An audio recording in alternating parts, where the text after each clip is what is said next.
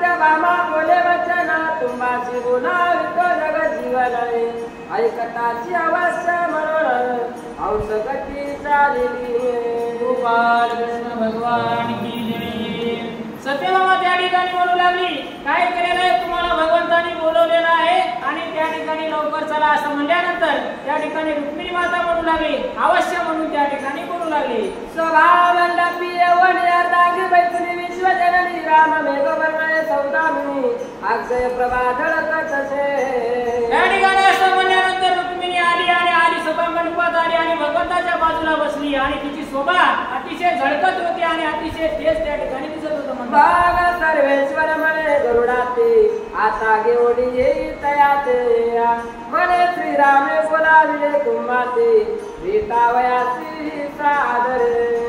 त्या ठिकाणी भगवंत म्हणू लागले म्हणले गरुडाला म्हणले आता जा म्हणले आणि त्या हनुमंताला घेऊन ये अशा पद्धतीने त्या ठिकाणी म्हणल्यावर ते म्हणू लागले की ते त्यांनी काय केलेलं आहे तुम्हाला बोलवलेलं आहे अशा पद्धतीने करून ते बोलू लागले। तव तो गरुडा दोवदन कुंद पुरोणी करी रुदना म्हणे तो आता माझा घेईल प्राण तोर निर्वाण मांडिले असं म्हणल्यानंतर त्या ठिकाणी गरुड स्फुंद रडू लागला म्हणा त्या ठिकाणी आणि म्हणू लागला आता जाईना बा मला त्या ठिकाणी मुळे आता गेले ते प्राणच घेतोय असं त्या ठिकाणी बोलू लागला। बाग कुमाराची म्हणे तुम्ही जाऊ ना वेगे वायू नंदन कवते म्हणत या माझी देखोन पुढती सागर बुडविल अशा पद्धतीने त्या ठिकाणी जा म्हणले आणि काय करा की लवकर घेऊन या म्हणल्यावर म्हणला आता काय करील म्हणले आम्हाला पाण्यामध्ये समुद्रात बुडवील म्हणले अशा पद्धतीने आमचं जाणं शक्य आहे त्या ठिकाणी बोलू लागले। मग अक्रूर आणि उद्धव तयाची मन रमाधव माझा हनुमंत भक्त राव तुम्ही जाऊन या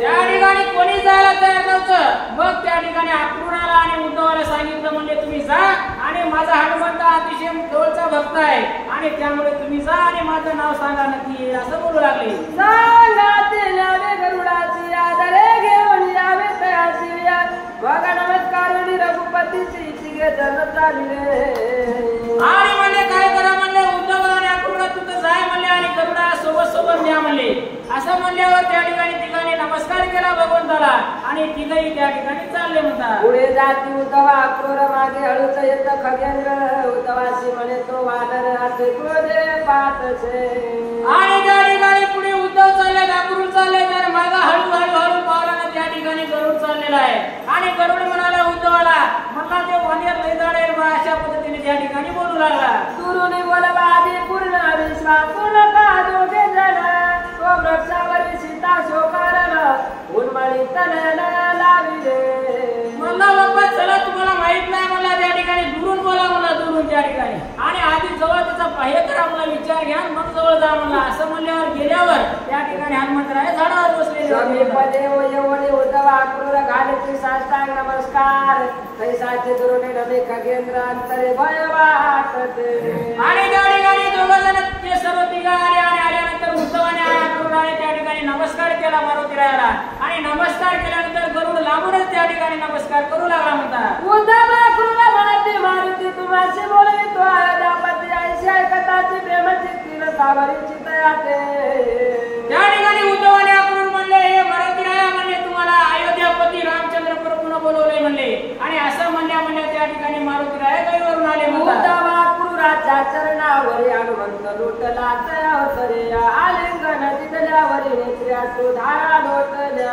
असं म्हणल्या अयोध्यापती म्हणल्या त्या ठिकाणी साष्टांग दंडवत घातलं कोणाला उद्धवाला आणि अक्रूराला आणि त्या ठिकाणी गळ्याला धरलं रडू लागले आणि त्यावरती गैरवरून गेले होते म्हणतात। सत्वर दावार गुणात म्हणून पुढे पाय धरत मग हनुमंताचे दोन्ही हस्त उद्धव अक्रूरी धरले म्हणले गड्या मला अयोध्यापती राम प्रभू दाखवा म्हणले त्या ठिकाणी मला पाहायचं म्हणले त्या ठिकाणी रडू लागले पाय वारंवार धरू लागले आणि मला एकदा दाखवा म्हणल्यावर उद्धवाने आणि अक्रूराने धरून हाताला उठवलं आणि त्या पुढे काय झालं पुढे सत्वर तिघे जाती मागे येत खगपती म्हणे सभेची रघुपती न देखता मारुती शोभेल त्या ठिकाणी अक्रूरजी आणि उद्धवजी त्याने दोघांनी सोबत घेतलं हनुमंतरायाला पुढे चालले पण गरुडजी म्हणले काय सांगा म्हणजे मागे राहू लागले आणि म्हणले पुढे जर राम नाही दिसला तर म्हणले याची काय सोय नाही आपण मागरच राहा म्हणून लागले जरी हरी झाला असेल कृष्णाला तरी मग करील हा अनर्थ माझा तो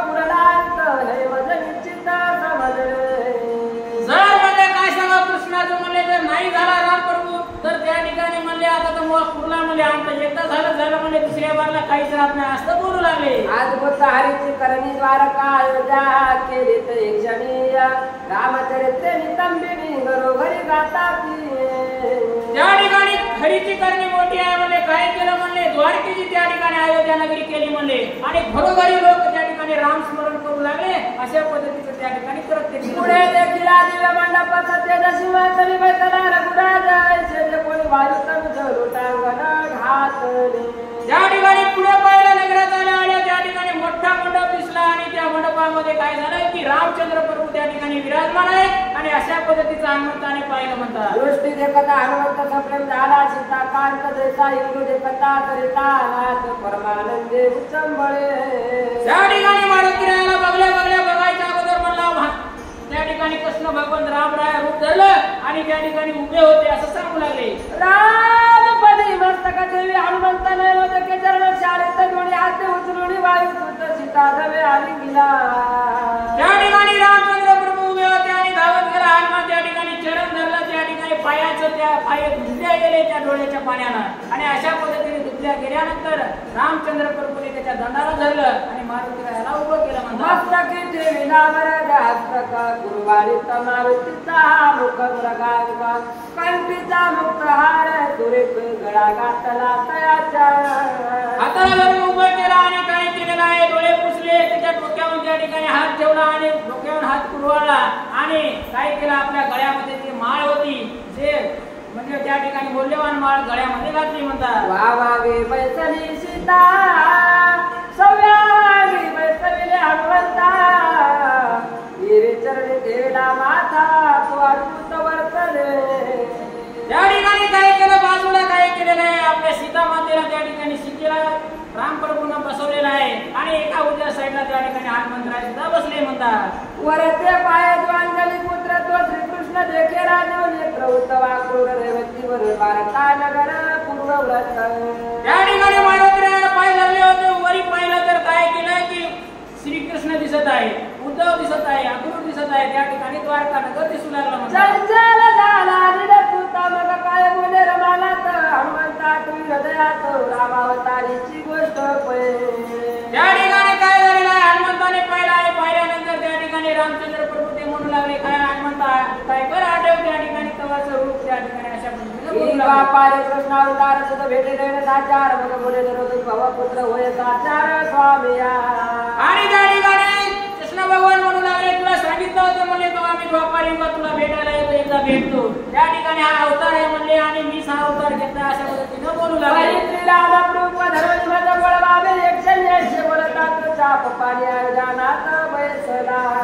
आणि त्या ठिकाणी हनुमंतराय म्हणू लागले मला तुम्ही असू द्या म्हणले. त्या ठिकाणी सांगितलं म्हणले आता एकदा रामरूप धरा आणि मला एकदा बोलवा गड्या म्हणले. अशा पद्धतीने त्या ठिकाणी उच्चारे तत्वदारामे गोरगडे हनुमंता म्हणे तुझे उपकार व्हायच होता कदा काय नव्हे तर मी. अशा पद्धतीने रूप दाखवलेला आहे आणि नाना प्रकारे त्या ठिकाणी हनुमंतरायाला बोलविलं आणि म्हणले हनुमंतराया तुझे उपकार मला भेटणार आहे. अशा पद्धतीने केला प्रताप पूर्ण कदाचित चकित वय त्रिभुवना तुझा मजा आवडती जैसा प्राण आवडे आल पदार्थ त्या ठिकाणी तू काय प्रताप केलेला आहे मला माहित आहे म्हणजे सगळ्याला माहित आहे आणि काय केलेलं आहे की तू माझ्या प्राणापेक्षा प्रिय आहे आणि मला आवडतोच असे बोलू लागले. तू भेकरी झाली आपण जवळ जवळ मारती वजन करीत रघुपती सीता वाढीत.